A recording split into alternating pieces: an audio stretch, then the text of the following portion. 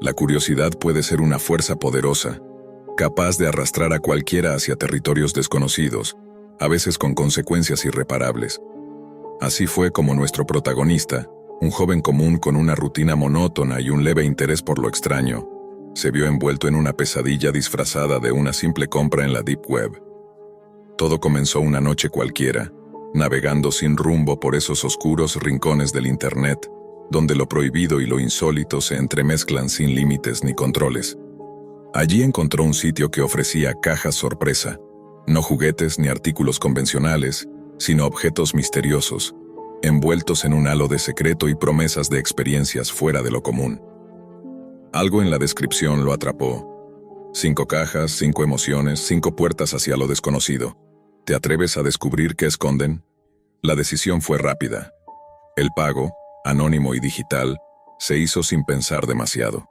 En menos de una semana llegó un paquete sencillo pero inquietante. Una caja negra, pesada, sin marca ni indicios de origen. Al abrirla, dentro había 5 pequeñas cajas, cada una cuidadosamente etiquetada con palabras que parecían sacadas de un catálogo emocional o psicológico. Obsesión, simpatía, vida, desesperación y tranquilidad. Lo primero que llamó la atención fueron los objetos, extraños y descontextualizados, que parecían no tener sentido alguno. En la caja de obsesión, un par de bragas usadas, impregnadas de un olor que parecía a la vez familiar y perturbador. El protagonista sintió un escalofrío, una mezcla de asco y una inexplicable necesidad de entender de quién eran. ¿Cómo llegaron hasta ahí? No había ninguna nota, ningún mensaje claro, solo aquel objeto tangible que parecía cargar una historia oculta. En simpatía encontró un colgante barato, de esos que se regalan sin mucho valor, pero lo que lo hacía extraño era una inscripción casi borrada, un nombre que coincidía con el de una persona de su pasado, alguien con quien había tenido una relación superficial, un vínculo que nunca terminó bien, marcado por malentendidos y pequeños rencores. El colgante parecía una pieza trivial, pero para el protagonista fue una punzada en el pecho, una llamada al pasado que no esperaba. La caja de vida contenía una fotografía antigua, amarillenta, de una familia sonriente en un picnic. A simple vista, una imagen común, pero al mirarla detenidamente, el protagonista reconoció a su madre, su padre y a él mismo cuando era niño. Pero había algo fuera de lugar. En la esquina inferior, casi imperceptible, una figura oscura que no recordaba haber visto antes, un rostro que parecía observarlo con malicia y tristeza a la vez. Desesperación. Guardaba dentro una carta arrugada y manchada, escrita con una caligrafía temblorosa, que hablaba de confesiones, de secretos enterrados bajo capas de silencio, de traiciones familiares que nunca salieron a la luz.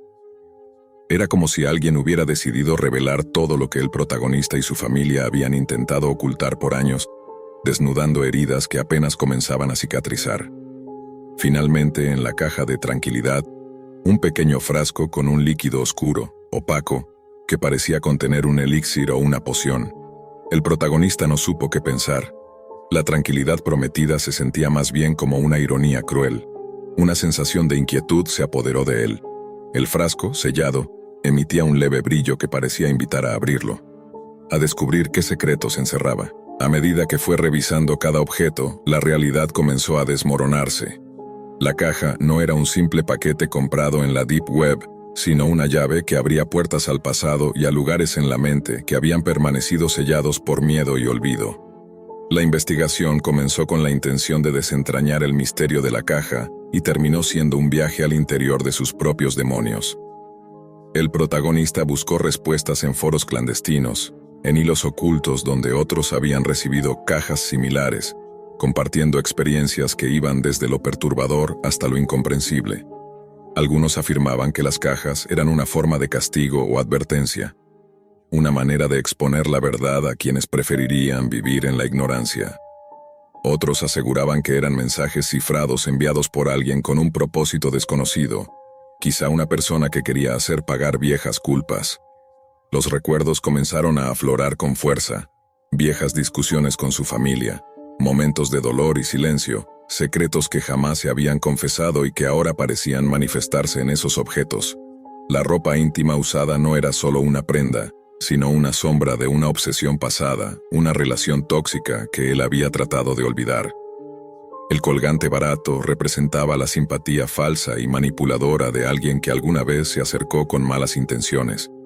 La fotografía no era solo una imagen, sino un recordatorio de que hay presencias ocultas en la memoria, sombras que acompañan incluso a quienes intentan vivir una vida normal. La carta revelaba heridas profundas, heridas que, al ser expuestas, amenazaban con destrozar el frágil equilibrio que mantenía con sus seres queridos. Y el frasco, esa promesa vacía de tranquilidad, era quizá la más aterradora de todas, una invitación a enfrentar aquello que preferiría evitar. La atmósfera en la casa cambió. Los objetos parecían tener vida propia, moviéndose ligeramente, como si quisieran ser descubiertos, como si cada uno llevara consigo una historia que clamaba ser escuchada. La noche se tornaba cada vez más oscura, y el protagonista sentía que algo lo observaba desde las sombras, algo que había despertado con la llegada de la caja. Con cada día que pasaba, la línea entre la realidad y la pesadilla se desdibujaba. La caja era un portal, no solo a la Deep Web, sino a un abismo personal donde el horror no era algo externo, sino una parte íntima de su mente y su historia familiar. Las conexiones entre los objetos y su vida real eran demasiado precisas para ser coincidencia. Cada pequeño detalle parecía una advertencia o un castigo por secretos que habían permanecido enterrados. El protagonista se veía atrapado en un ciclo interminable de preguntas sin respuesta, buscando la verdad en lugares que solo alimentaban su angustia y paranoia. ¿Quién había enviado la caja? ¿Qué propósito oculto tenía?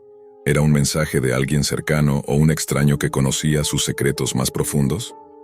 La caja había abierto una puerta que quizá nunca podría volver a cerrar.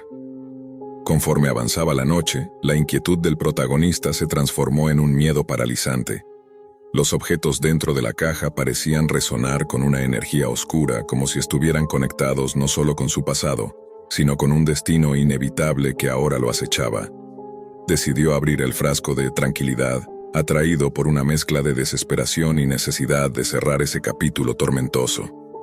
El líquido, de un color negro profundo, desprendió un aroma acre que inundó la habitación y en cuestión de segundos, comenzó a nublar su mente.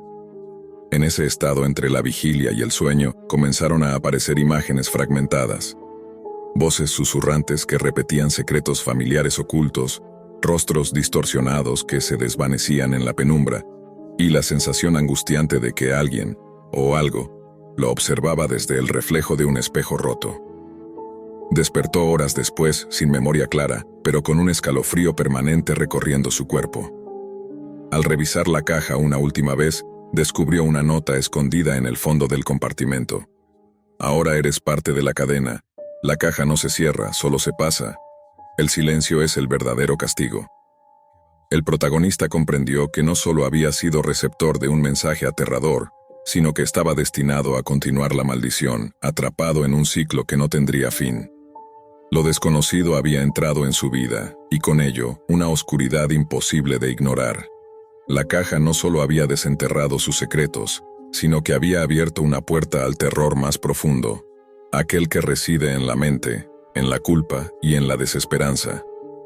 Una caja sorpresa que, lejos de ser un objeto común, se convirtió en el origen de una cadena de horror que atravesaría generaciones.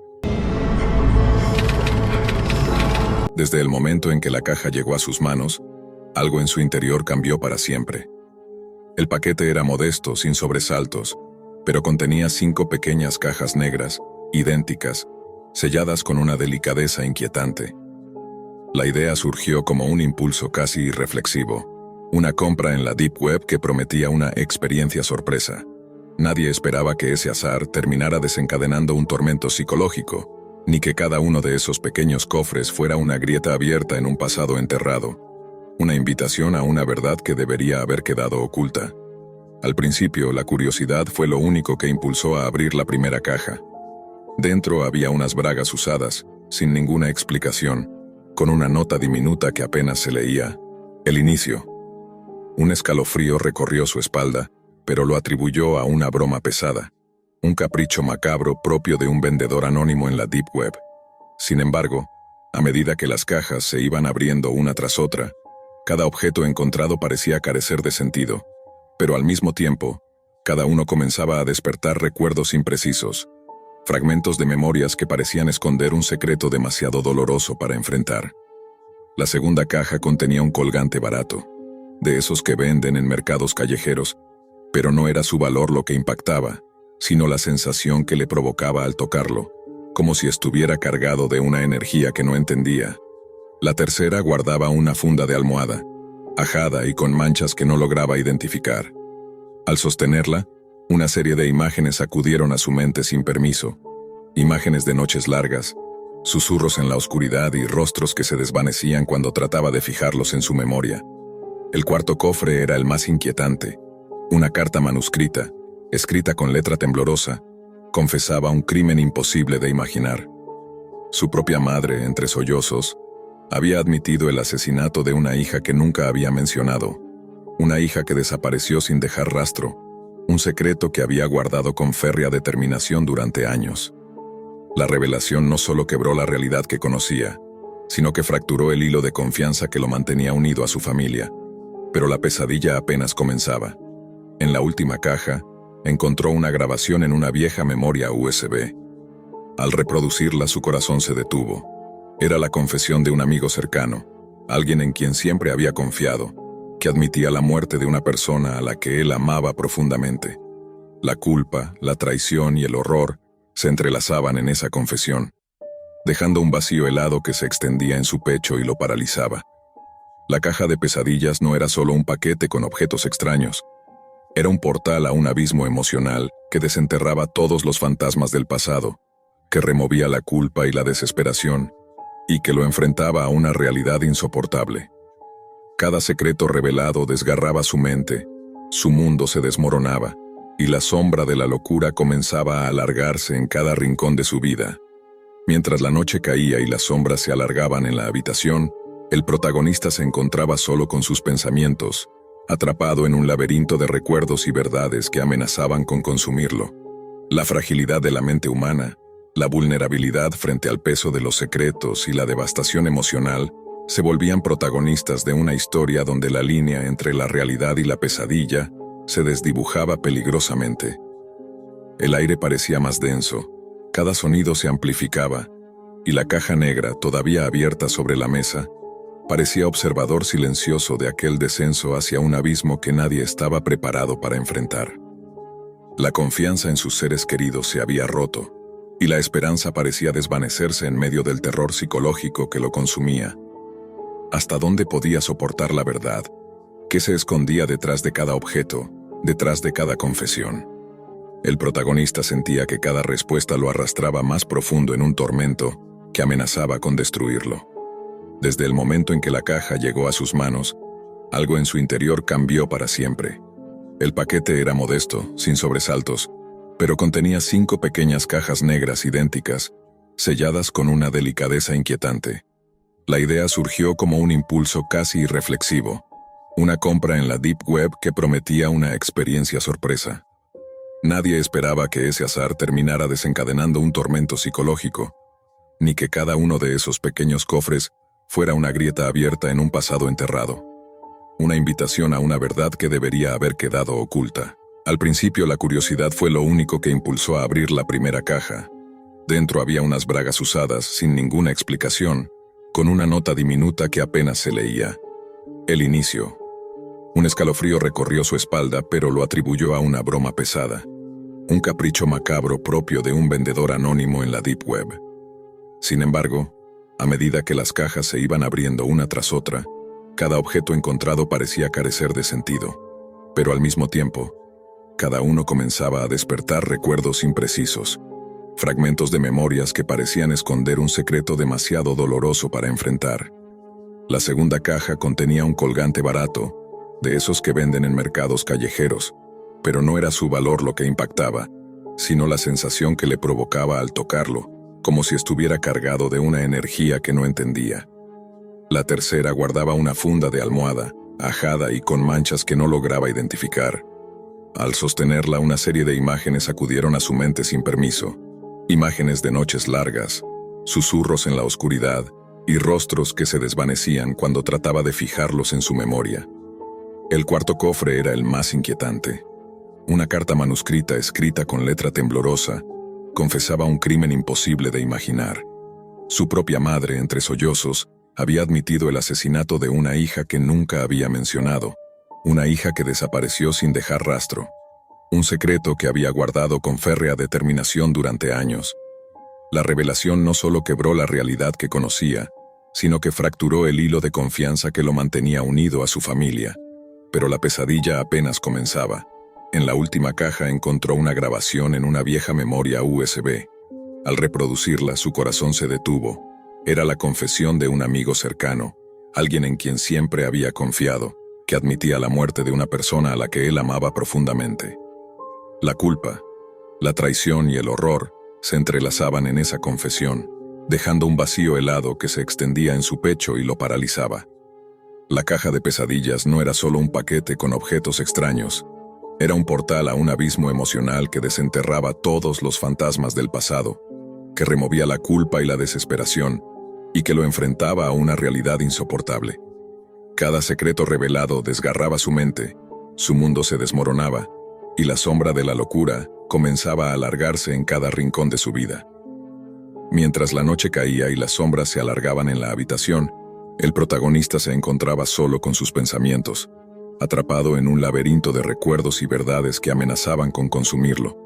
La fragilidad de la mente humana, la vulnerabilidad frente al peso de los secretos y la devastación emocional se volvían protagonistas de una historia donde la línea entre la realidad y la pesadilla se desdibujaba peligrosamente. El aire parecía más denso, cada sonido se amplificaba, y la caja negra, todavía abierta sobre la mesa, parecía observador silencioso de aquel descenso hacia un abismo que nadie estaba preparado para enfrentar. La confianza en sus seres queridos se había roto, y la esperanza parecía desvanecerse en medio del terror psicológico que lo consumía. ¿Hasta dónde podía soportar la verdad? ¿Qué se escondía detrás de cada objeto, detrás de cada confesión? El protagonista sentía que cada respuesta lo arrastraba más profundo en un tormento que amenazaba con destruirlo. Pasaron las horas y la habitación se volvió un escenario oscuro de sus peores temores. La mente comenzó a jugarle trucos, sombras que no estaban, susurros que parecían venir de las paredes.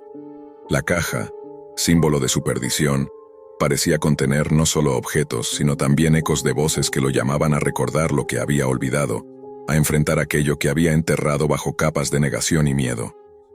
Un recuerdo emergió, nítido y cruel. Una noche hace años, el grito ahogado de una niña que nunca debería haber desaparecido, y la impotencia de un joven que no pudo salvarla. La madre, protectora y ahora confesa asesina, se había impuesto un silencio mortal, mientras el amigo que traicionó su confianza era la sombra que se ocultaba en su entorno, más cerca de lo que imaginaba. El protagonista sintió que su realidad se fracturaba en 1000 pedazos. La sensación de pérdida era insoportable, un vacío tan grande que parecía absorberlo, pero también una furia fría, un deseo de entender, de confrontar, de buscar una verdad que quizás sería la última esperanza para encontrar algún tipo de paz. En medio de ese tormento, decidió enfrentarse a la madre. La conversación fue un duelo de emociones, lágrimas y confesiones. La madre habló de miedo, culpa y arrepentimiento, pero también de un amor retorcido que la había llevado a tomar una decisión monstruosa. El peso de esa confesión fue un golpe tan brutal que el protagonista sintió que su mundo se desmoronaba definitivamente. Luego la conversación con el amigo traidor fue aún más devastadora. La verdad salió a la luz como un puñal.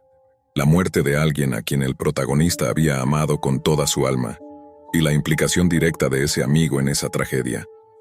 La traición no tenía límites ni perdón posible. Con cada palabra, cada recuerdo, cada objeto de la caja, el protagonista comprendió que ya nada sería igual.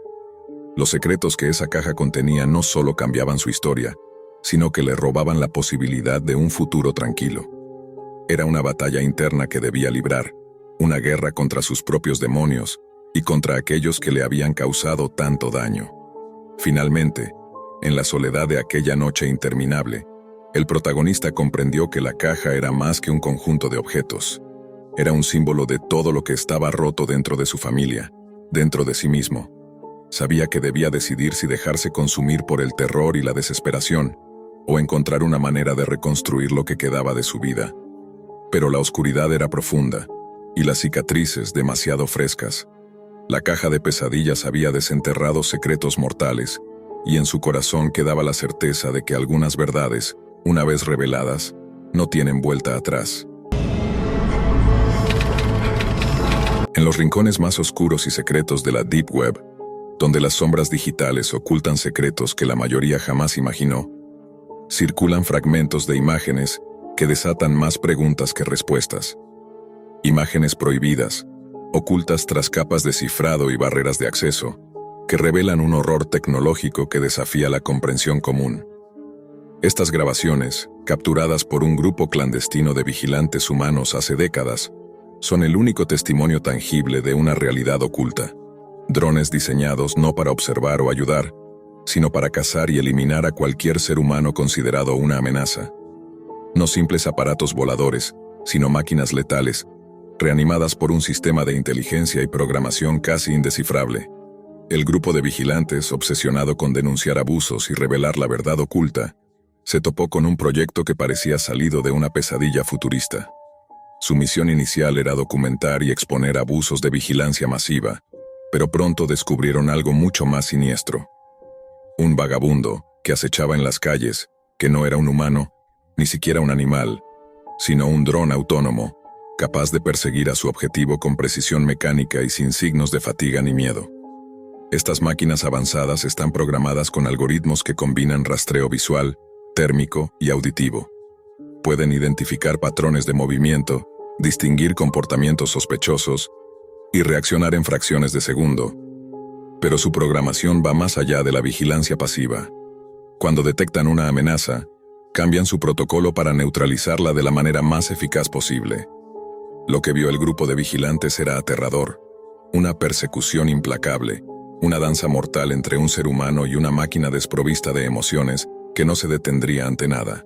El dron, una pequeña bestia de metal y circuitos, se movía con una velocidad que parecía desafiar la física, escalando paredes, deslizando por callejones, acechando en las sombras y utilizando su armamento oculto para atacar. La grabación no muestra compasión ni esperanza.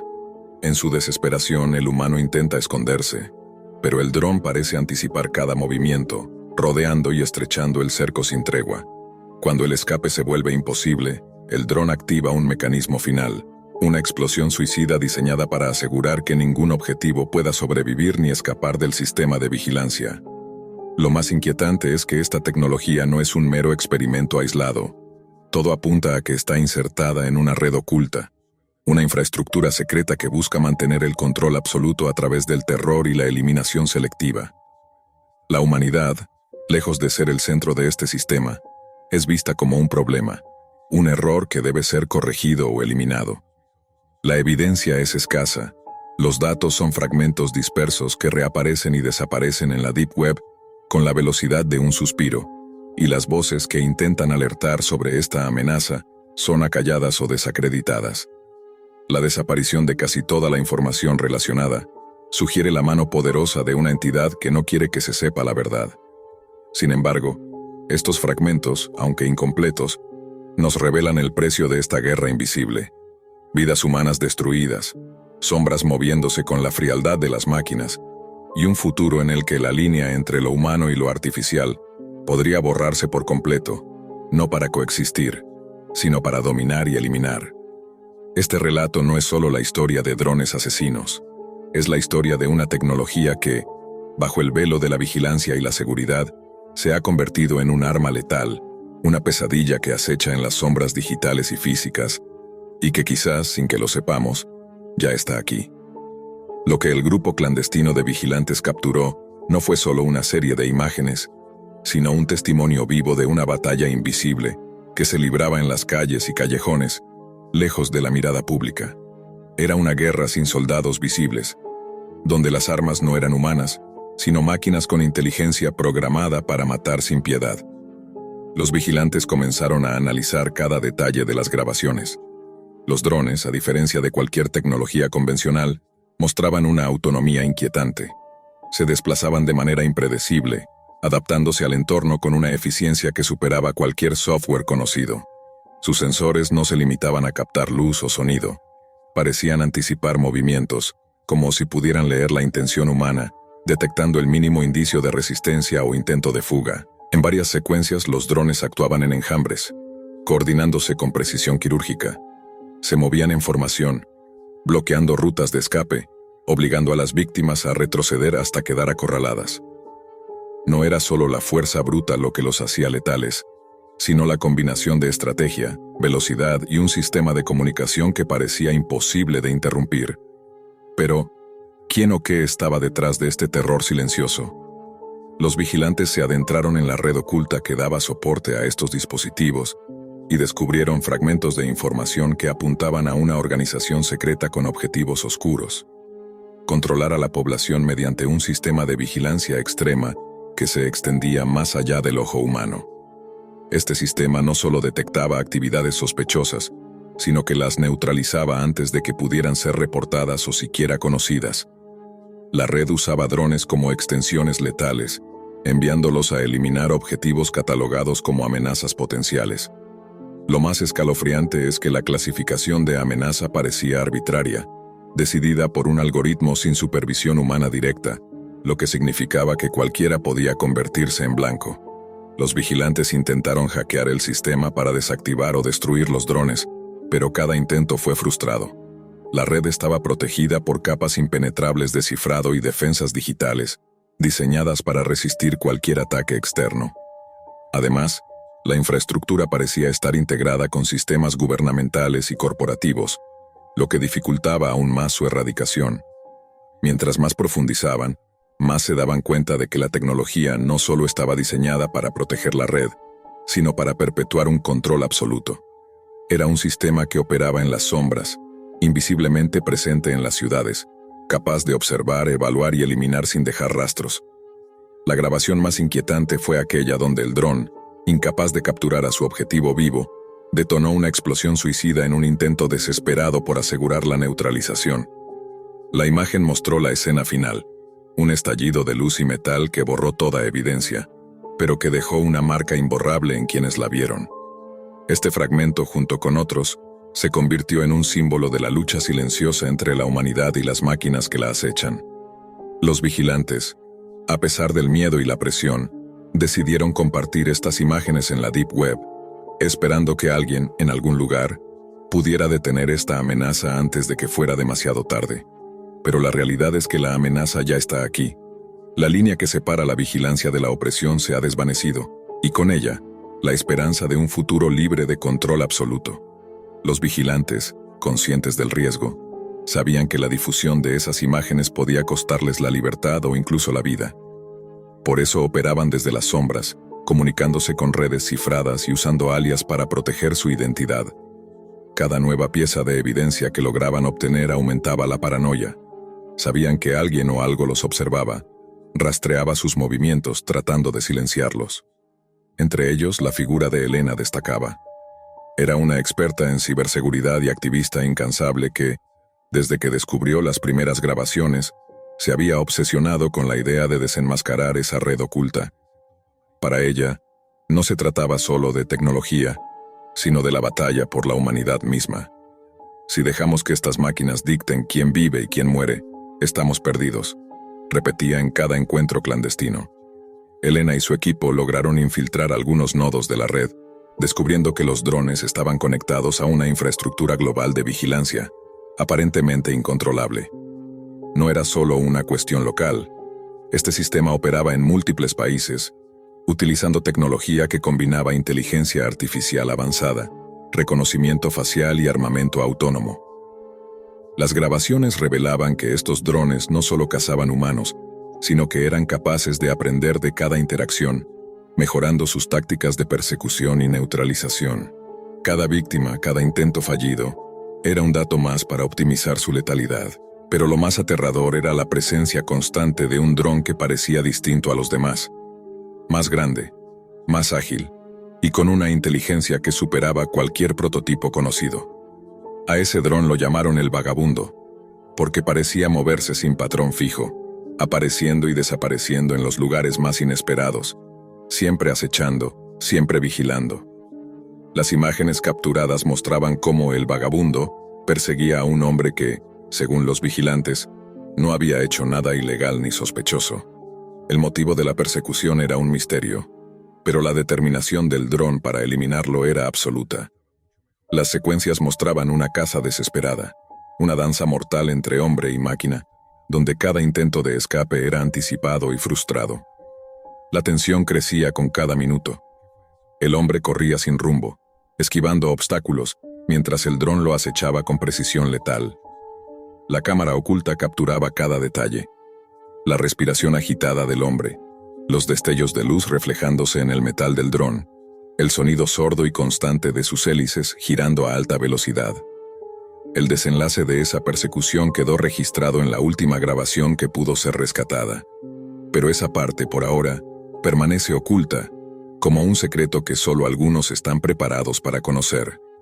Mientras tanto, en la Deep Web, la historia de los drones asesinos se convirtió en leyenda urbana, un rumor que se entremezclaba con otras conspiraciones tecnológicas y relatos de vigilancia extrema.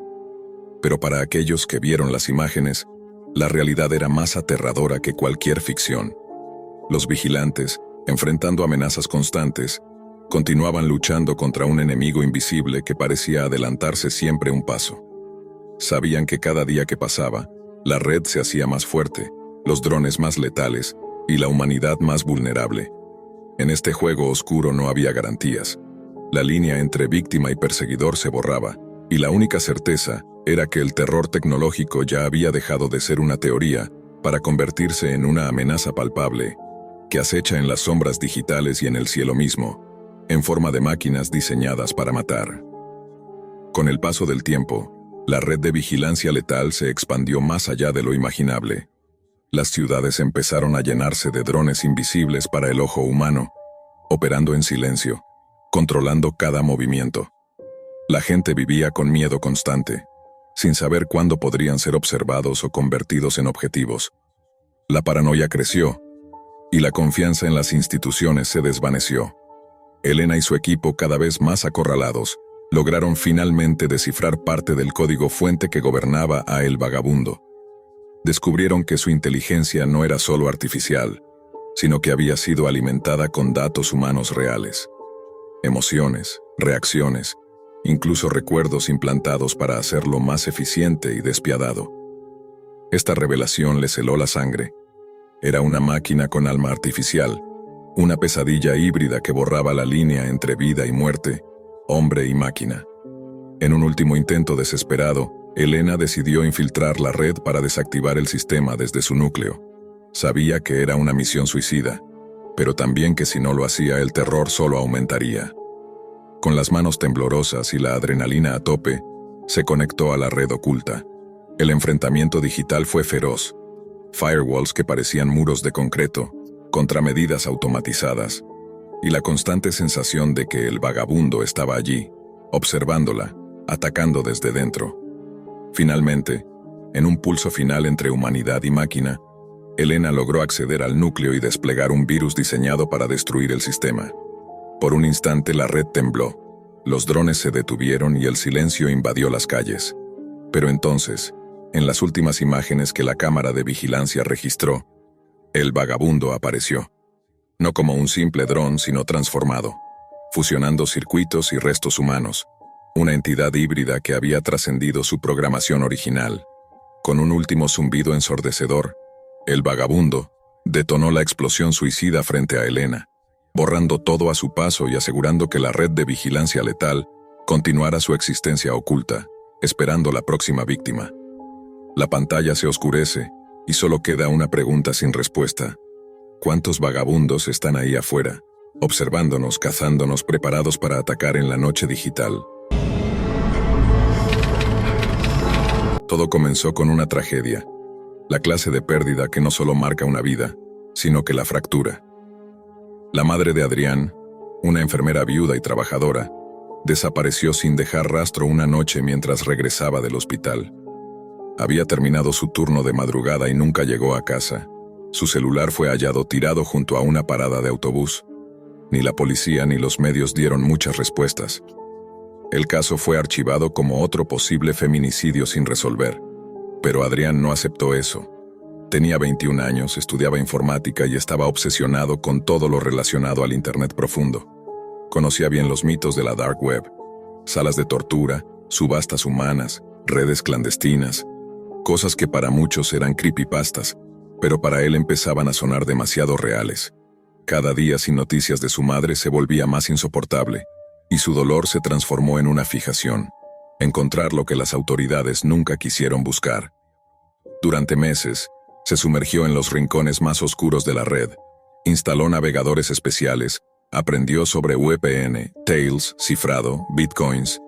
Accedió a foros donde nadie usaba su nombre real, y las reglas eran simples. No hagas preguntas, no llames la atención. Lo que buscaba no era entretenimiento, sino rastros, pruebas, algo que le dijera si su madre había sido una víctima más de esa maquinaria invisible. Y entonces lo encontró. Un sitio llamado La Fosa, un espacio tan escondido que ni siquiera aparecía en los índices de la Deep Web. El acceso estaba bloqueado por 3 niveles de verificación, y solo quienes tenían una invitación podían entrar. Era un foro dedicado a contenidos extremos, pero en lo más profundo había algo más siniestro: transmisiones en vivo, encriptadas, donde personas eran encerradas, humilladas y eventualmente vendidas, a veces para trabajos forzados, otras para cosas mucho peores. Fue allí donde Adrián vio un fragmento que le quitó el aliento. Una mujer atada, con una venda negra y un uniforme de enfermera, solo aparecía durante segundos, en el fondo de una de las transmisiones como un descuido técnico. Pero él la reconoció de inmediato. Era su madre, desnutrida, golpeada, viva. El video tenía una marca de agua con coordenadas encriptadas y una fecha de archivo, 3 semanas después de su desaparición. Esa noche algo dentro de Adrián cambió para siempre. Lo que siguió fue una preparación silenciosa y meticulosa. Simuló ser otro comprador. Usó una identidad falsa y empezó a interactuar con moderadores del sitio. Fingió interés por los eventos de La Fosa. Les convenció de que tenía fondos, que podía pagar para participar. Todo esto mientras, en paralelo, trataba de rastrear la IP del servidor y encontrar la ubicación de las transmisiones. No fue fácil. La página estaba protegida por capas de proxy rusos y servidores espejo, pero cometieron un error. Uno de los administradores aceptó hacer una videollamada cifrada para confirmar la transacción. En ese breve contacto, Adrián logró capturar metadatos incrustados en el archivo. Usando técnicas de análisis digital y geolocalización, redujo la posible ubicación a un radio de 30 kilómetros en una zona rural del norte del país. Era suficiente. Adrián viajó solo, sin avisar a nadie. Se llevó lo necesario: una linterna, una navaja, cámaras ocultas y una convicción helada. Fingió ser parte del evento al que había sido invitado, pero apenas entró a ese sótano de concreto, supo que no saldría de ahí como la misma persona. Lo golpearon, lo desnudaron, lo encadenaron, todo como parte del ritual de bienvenida. Nadie sospechó que él era otra cosa, hasta que cayó la noche, y uno de sus captores cometió el peor error: subestimarlo. Cuando el guardia se acercó para moverlo de celda, Adrián activó el único truco que le quedaba: un pequeño dispositivo casero escondido en la boca del zapato, un pulso eléctrico improvisado lo suficiente para aturdir al atacante. Lo noqueó, lo amordazó, y sin pensarlo 2 veces le robó el uniforme. El cambio de roles fue inmediato. Nadie reconocía las caras. Todo se hacía con máscaras. Adrián fingió ser uno más del personal. Caminó por los pasillos del sótano sin levantar sospechas, hasta que llegó a una sala blindada con un solo monitor y una silla de vigilancia. Allí en directo pasaban los feeds de las celdas. Una de ellas, la suya, y en otra, ella, su madre, con vida, apenas consciente pero viva, atada a una silla, flaca como un espectro, la piel marcada por años de tortura. Adrián no lloró, no gritó, no se quebró, solo respiró hondo y empezó a conectar todo. Cerró la transmisión externa, cambió las claves del servidor, cortó las IP de salida, y antes de que los otros se dieran cuenta de lo que ocurría, ya había tomado el control del sistema. Volvió a la sala de transmisiones, se sentó frente a las cámaras y activó el canal principal. Una transmisión en vivo comenzó, exactamente como las que solían hacer, pero esta vez con un cambio. La imagen mostraba a uno de los secuestradores, el mismo que Adrián había neutralizado, atado a la silla. la misma silla donde tantos inocentes habían sido humillados. La voz distorsionada de Adrián habló por primera vez. El evento de hoy es especial, subasta única, justicia inversa. Los roles han cambiado. Y así comenzó todo, una venganza desde dentro, una transmisión que por primera vez no era para complacer a los monstruos, sino para hacerlos pagar.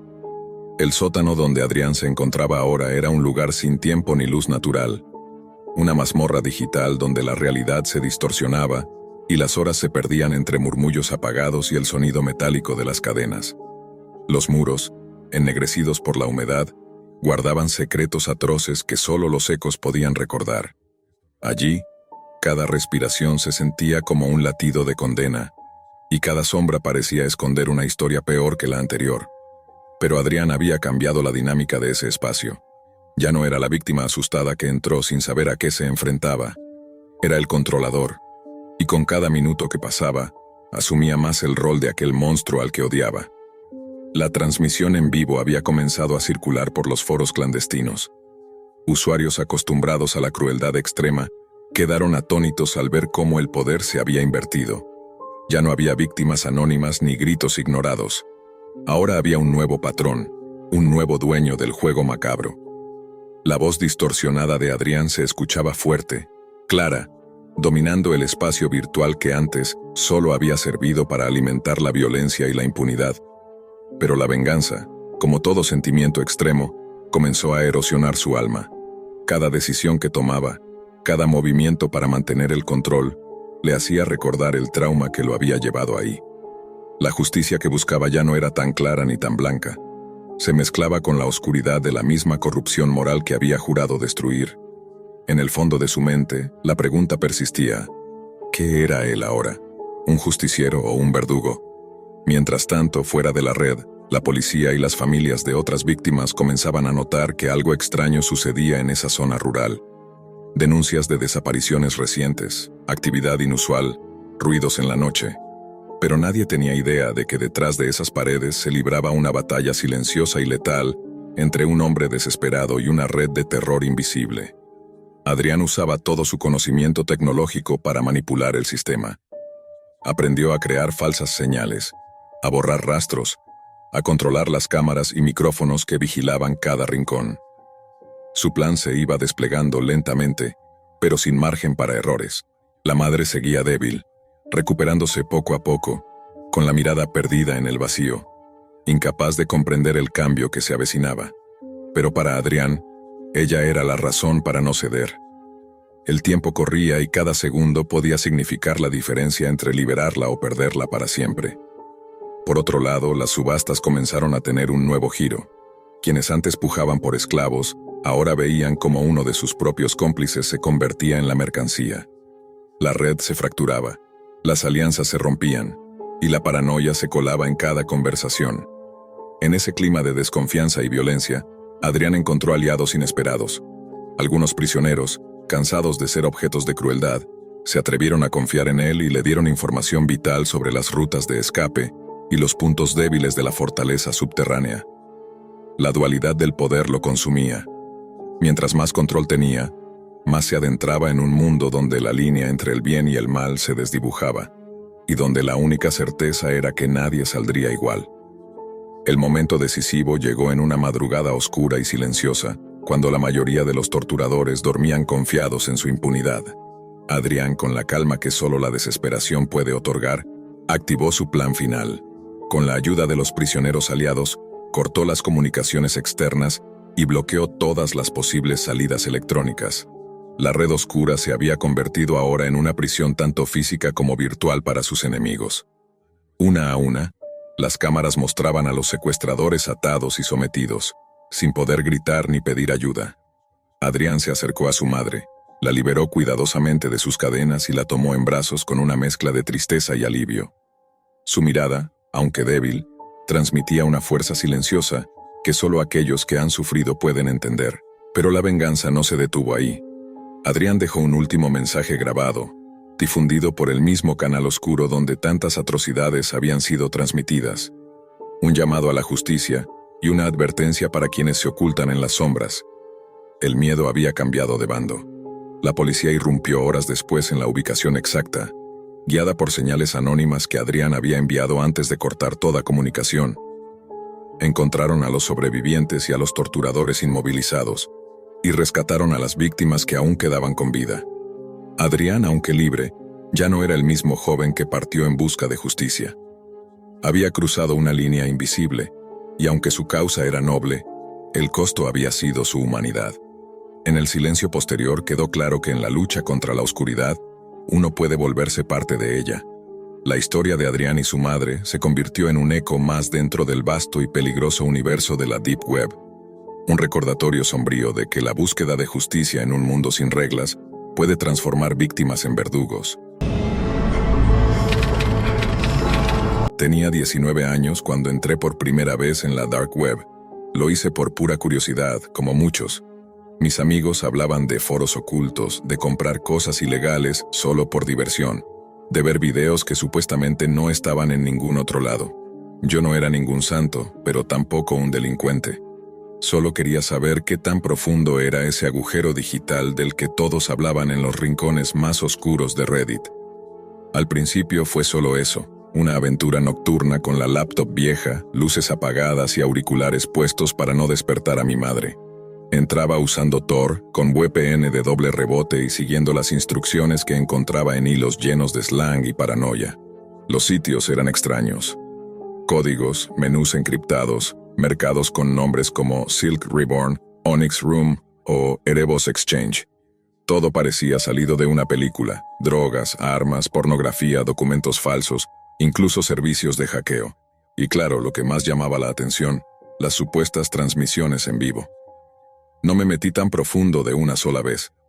Primero pedí algo pequeño, un frasco de pastillas para estudiar mejor. Me lo mandaron en una caja de cereal vacía. Funcionó. Después, un video ilegal, de esos que no debería haber descargado jamás. Lo borré al día siguiente, lleno de culpa, pero la semilla ya estaba sembrada. Con el tiempo me hice una cuenta en uno de esos foros cerrados. Usabas criptomonedas y puntos de reputación. Entre más comprabas, más acceso tenías a áreas privadas. No era solo dinero, necesitabas demostrar que sabías jugar el juego. Una noche me llegó un mensaje privado. No tenía remitente visible. El asunto decía solo: ¿quieres ver algo real? Admito que dudé, pero hice clic. El enlace me llevó a un sitio que no estaba indexado en ninguna parte. El fondo era completamente negro. Una cuenta regresiva roja parpadeaba en el centro de la pantalla. Faltaban 12 minutos. El chat a un lado estaba activo, en inglés, ruso y algo que parecía árabe. Todos estaban esperando algo. No sabía qué pasaba, pero me quedé. Era como una mezcla de ansiedad y adrenalina. El contador llegó a 0, y entonces comenzó. La cámara estaba fija en una habitación completamente blanca. Había un foco colgando del techo y una silla metálica en el centro. Sentada con los ojos vendados y las manos amarradas, había una mujer. Llevaba solo una bata gris, los pies descalzos, y se notaba que estaba drogada o aturdida. Respiraba agitada. Una voz masculina distorsionada se escuchó. Bienvenidos al juego. Las reglas son simples. Hoy no compran objetos, compran decisiones. Una tabla de opciones apareció en pantalla.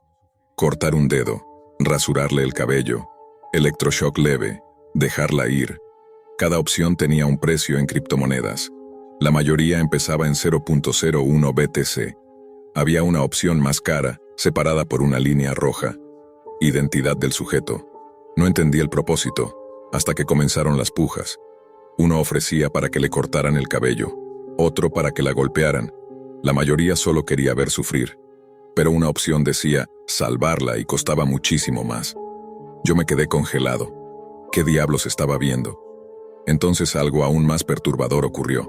Mi nombre de usuario apareció en la pantalla junto a un mensaje. @links03. Tienes saldo pendiente, es tu turno, participa o te sacamos del juego. Había olvidado que hace unas semanas pedí un paquete especial de videos. Eran caros y el precio en bitcoins había subido. Al parecer ahora estaba en deuda. En este mundo no hay recordatorios amables, solo amenazas con consecuencias reales. Intenté salir del sitio. No pude. Intenté apagar la computadora. No funcionó. La transmisión seguía, y ahora todos en el chat me escribían. Se burlaban, me presionaban. Haz algo, cobarde. Paga o ella sufre. No te puedes ir. Una cuenta nueva me envió un mensaje directo con mi dirección IP y mi nombre completo. Me congelé. ¿Cómo sabían quién era? No me quedó otra que participar. Pagué lo poco que tenía para evitar que le hicieran daño. Una opción más cara apareció. Revelar el rostro. Era una suma absurda, pero alguien la pagó. Una luz se encendió. Le quitaron la venda. Y ahí fue cuando mi respiración se detuvo. No podía ser. Esa cara, número. No era posible. Era mi madre. La mujer a la que había saludado horas antes en casa. La que me preparaba café. La que siempre se preocupaba por mis ojeras. ¿Cómo demonios había terminado ahí? Sentí una presión en el pecho. Grité, lloré, golpeé la mesa. Nadie me oía. Solo el teclado, solo la pantalla, solo el maldito chat que estallaba de emoción. Miren su cara. El chico la reconoce. Paguen más, esto se puso bueno. Me obligaron a pujar. Si no lo hacía, avanzarían a la siguiente ronda. Amputación. No tenía suficiente dinero. Intenté transferir desde otras billeteras. Era tarde. Cada segundo que pasaba, la voz distorsionada me apuraba. Última oferta, tu alma por su vida. El chat se llenó de emojis. Alguien pagó para que le pusieran una mordaza. Otra persona votó para que le electrocutaran los pies. Yo no podía hacer nada. Estaba atrapado mirando cómo todo se desmoronaba. Sabía que estaba a punto de perderla. La pantalla parpadeó. Una nueva cuenta hizo la puja final. La más alta. La voz dijo, tiempo expirado. Tiempo expirado. La pantalla quedó congelada en la última imagen. Mi madre sentada, la cabeza gacha, con la luz del foco parpadeando sobre su rostro lleno de sudor. Un pitido agudo inundó mis audífonos por unos segundos. Luego la pantalla se fue a negro.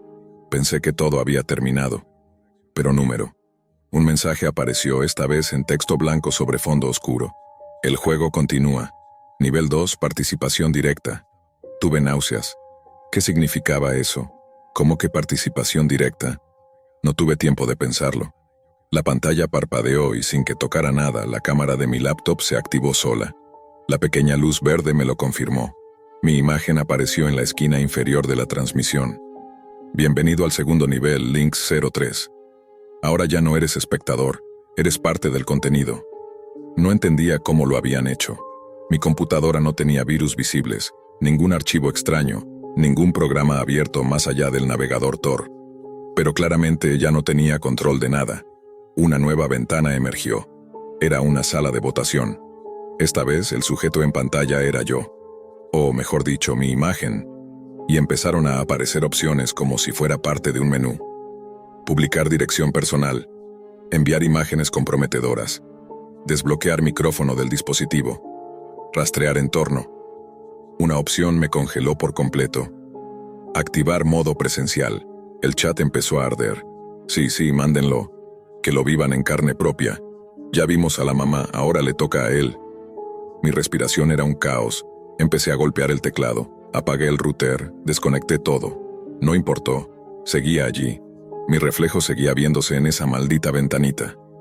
Entonces vi movimiento, la cámara cambió. Ahora no era la misma habitación blanca. Era una sala oscura con paredes de concreto y un solo foco rojo. Alguien, o algo, estaba siendo arrastrado al centro. Era difícil ver quién. Estaba amordazado con una bolsa negra sobre la cabeza, pero su cuerpo temblaba de forma familiar. El texto en pantalla cambió. Adivina quién es, y decide su destino. Los usuarios empezaron a lanzar apuestas. Algunos pensaban que era otro jugador castigado. Otros decían que podía ser un doble. Pero una notificación emergente me heló la sangre. Pista, mira detrás de ti. No lo hice. Me quedé paralizado por más de un minuto con el cuerpo sudando frío.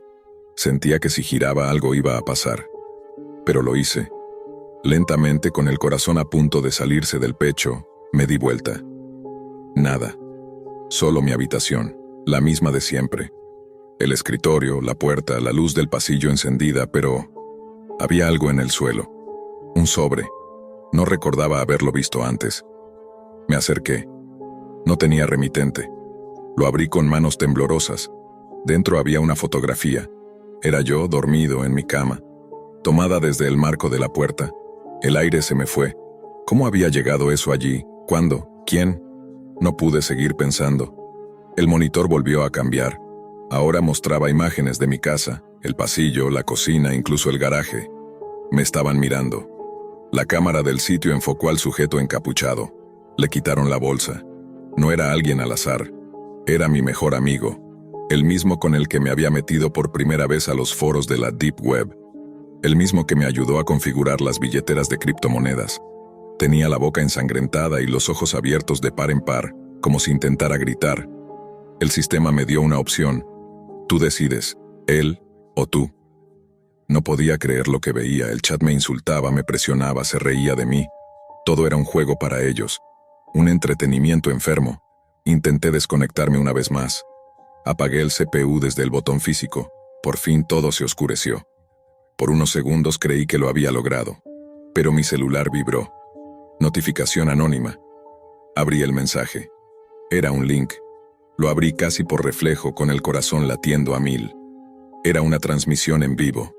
No era en una página web. Era mi propia cámara, mostraba mi rostro en tiempo real.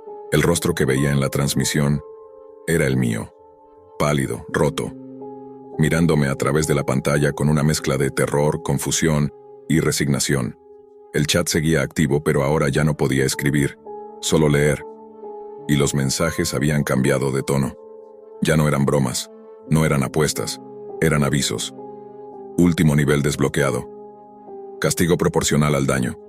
Mira con atención. El stream cambió una vez más. Volvió a mostrar la habitación blanca. Volvió a aparecer mi madre. Solo que esta vez ya no estaba sentada, estaba colgada. Su cuerpo inerte oscilaba suavemente, con el cuello torcido y la sombra proyectándose como una figura siniestra en la pared. No hubo música, no hubo aviso. Solo ese silencio absoluto que parece comerse todo el aire. Grité, no de miedo, sino de algo peor, de culpa. Una culpa tan pesada que dolía en el pecho, que me paralizaba, que me hundía en una oscuridad real. La voz distorsionada volvió, más clara, como si hablara directamente dentro de mi cabeza. ¿Cuántas veces accediste a ese contenido? ¿Cuántas veces pensaste que no había víctimas reales? ¿Cuántas veces pagaste por sufrimiento? Y entonces lo comprendí. Todo esto no era un simple castigo por no pagar una deuda. Era una sentencia. No solo por mirar, sino por participar, por alimentar ese sistema, por cada clic, cada transferencia, cada silencio cómplice. Mi madre no fue elegida al azar. Ella era el castigo. Ella fue convertida en contenido, como tantas otras víctimas, porque yo lo permití. Porque abrí esa puerta. Porque creí que lo virtual era inofensivo. Y ahora, lo real me aplastaba.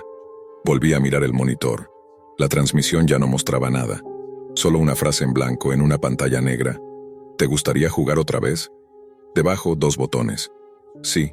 En rojo. No. En gris, deshabilitado. No había salida. No había redención. Solo esa pregunta eterna que ahora me persigue incluso cuando cierro los ojos. Durante años había escuchado sobre el juego del ascensor. Algunos lo conocían por foros de creepypastas, otros lo habían visto en videos mal grabados de la Deep Web, pero para mí era más una leyenda urbana que algo real. La idea era simple: subir y bajar pisos de un edificio en cierto orden usando un elevador. Si lo hacías bien, se suponía que podías cruzar a otra dimensión. Algo absurdo, por supuesto. O al menos eso creía. Cuando era adolescente, solía pasar noches enteras leyendo cosas así. Foros de lo oculto, archivos extraños, juegos malditos. Nunca creí en ellos, realmente, pero me entretenían. Ahora, con más de 30 años y tras una ruptura reciente, volví a sentir ese vacío. Esa necesidad de escapar, de probar algo distinto. Y entonces lo recordé. El juego del ascensor. Me puse a buscar los pasos. Había variaciones, pero la versión que siempre aparecía era la misma. Necesitabas un edificio de al menos 10 pisos, subir y bajar en un orden específico, y no salir del ascensor en ningún momento.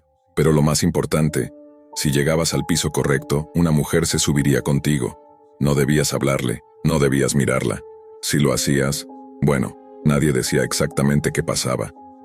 Encontré un viejo hotel en las afueras de la ciudad. de esos que ya no tienen cámaras funcionales ni demasiados huéspedes. Pagué una habitación barata y esperé a la medianoche. El elevador era antiguo, con puertas de hierro que chirriaban al cerrarse. Tenía justo 10 pisos. Me metí y respiré hondo. Saqué la lista con los pisos y empecé la secuencia. 4, 2, 6, 2, 10, 5, 1. Nada, otra vez. Esta vez más concentrado. Al llegar al 10º piso sentí un leve zumbido en los oídos. Las luces del elevador parpadearon una vez, nada más, pero cuando bajé al 5º piso ocurrió. Las puertas se abrieron, y ahí estaba ella. Una mujer joven, de cabello oscuro y largo, vestida con una blusa blanca demasiado delgada para el frío que hacía. No levantaba la mirada, pero sentí su presencia como si un peso invisible se hubiese instalado en el ascensor. El aire se volvió denso, el silencio, insoportable. Recordé las reglas: no hablar, no mirar. La mujer entró y se quedó de espaldas a mí mirando la esquina del elevador. No tocó ningún botón. Solo se quedó ahí. Bajé la mirada. Mi corazón latía con fuerza. Faltaba un solo piso. Solo uno. Al llegar al primero, las puertas no se abrieron. En su lugar, el ascensor pareció sacudirse, como si algo hubiera golpeado desde fuera. Después, un zumbido ensordecedor llenó el espacio. Entonces ella habló. ¿Por qué regresaste? No debía contestar, no debía decir nada, pero la voz sonaba tan real, tan humana, tan familiar. No dije nada. El ascensor se sacudió otra vez y, finalmente, las puertas se abrieron. Corrí, sin mirar atrás. Subí las escaleras hasta mi habitación, cerré la puerta, eché el seguro. Pensé que todo había terminado, que había sido una especie de alucinación inducida por el miedo. Me convencí de que todo había sido parte de un susto pasajero. Pero esa noche algo se sintió mal. Al principio fueron cosas pequeñas, golpes tenues bajo la cama, sillas ligeramente movidas. Luego, el sueño, siempre el mismo. Yo, atrapado en un elevador sin puertas, solo con esa mujer parada frente a mí, más cerca cada vez. Pasaron los días y las cosas empeoraron. Una madrugada, desperté bañado en sudor. Algo me empujó a mirar debajo de la cama y ahí estaba. Sus ojos, negros, fijos en mí. No grité, no pude. Solo me quedé paralizado, con el corazón a punto de explotar. Cuando parpadeé ya no estaba. Intenté ignorarlo. Pensé que era mi mente jugándome trucos. Pero entonces comenzaron los mensajes. En la pantalla de mi televisor, escrito con estática: no debiste mirar. En el espejo empañado del baño, ella ya cruzó. Estaba convencido de que algo me había seguido del ascensor. No sabía si era una presencia o un eco de otra dimensión, pero estaba aquí. Intenté buscar ayuda. Volví a foros viejos, pero muchos habían desaparecido. Los que quedaban tenían advertencias vagas. Un usuario decía: nunca hagas el juego 2 veces. Otro contaba que su hermano desapareció tras intentarlo. Pensé en irme de la ciudad, cambiar de casa, dejar todo atrás, pero eso no importó, porque cada lugar al que fui, ella también fue. Una noche, en otro apartamento, escuché el ascensor activarse solo. Vivo en el 2º piso, y nadie más estaba ahí. Bajé y revisé las cámaras. Vacío. Pero la luz del piso 5 parpadeaba, igual que aquella vez. Ahora paso las noches sin dormir. Las luces parpadean constantemente. Escucho pasos en el techo, incluso cuando vivo en el último piso. Sé que no es mi mente. Sé que no estoy loco. Sé que algo me sigue. Algo que traje conmigo desde ese ascensor, y lo peor de todo es que siento que no es la primera vez que me pasa. A veces tengo sueños o recuerdos. Ella estaba ahí antes, en otra vida, en otro lugar. Y esta vez, vino a buscarme. Pasaron las semanas y mi salud mental se fue desmoronando. Dejé de ir al trabajo. Cubrí todos los espejos. Dormía con todas las luces encendidas. Cada vez que cerraba los ojos, veía su silueta parada en una esquina. No hacía nada. Solo estaba ahí, observando, esperando. Comencé a grabar todo. Cámaras en el pasillo, en mi cuarto, en la sala. Quería pruebas. Quería confirmar que no estaba perdiendo la cabeza. Una madrugada, mientras revisaba las grabaciones, algo me heló la sangre.